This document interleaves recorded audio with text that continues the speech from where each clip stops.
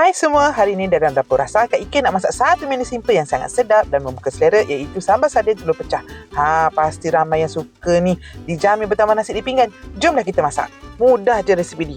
Mula-mula satukan bawang merah, bawang putih dan hirisan halia dalam blender. Tambah sedikit air dan kisar hingga halus. Dah halus tu letak tepi. Kemudian panaskan minyak dalam kuali. Goreng berkentang yang kita potong dadu kecil ni hingga kekuningan dan garing. Next, untuk goreng sardin, kita tabur dulu tepung jagung dalam minyak. Tak ada tepung jagung, guna tepung kandung pun boleh. Kemudian letak ikan. Ni betul nak elak ikan sardin tu merecik masa digoreng. Bila sardin tu dah garing macam ni, angkat dan ketepikan. Time ni pun dah rasa tak sabar nak makan. Dalam kuali yang sama, tumis bahan kisar hingga wangi dan sedikit garing.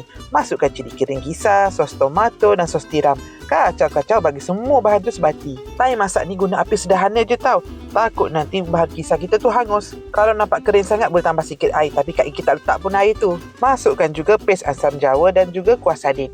Kacau-kacau lagi hingga sambal menjadi pecah minyak. Ni Kak Ika tambah sikit kicap manis. Tujuannya adalah untuk jadikan warna sambal tu jadi lebih cantik dan rasa pun lebih seimbang. Masukkan sedikit air supaya kuah tak terlalu pekat dan telur nanti cepat masak. Sekarang pecahkan telur dalam sambal. Biar telur separuh masak dulu.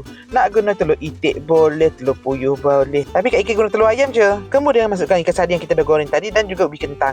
Garuk perlahan-lahan supaya semua bahan bersadut dengan sambal. Akhir sekali tabur hirisan cili merah dan cili hijau. Nak lebih pedas, tabur cili padi. Lagi best. Bila semua bahan dah sebati dan telur masak sempurna, tutuplah api.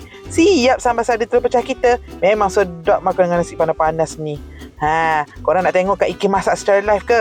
Jomlah interaksi kami di TikTok Majalah Rasa setiap Selasa dan Khamis jam 11 pagi. Ingat makan ikan rasa, jangan lupa tonton.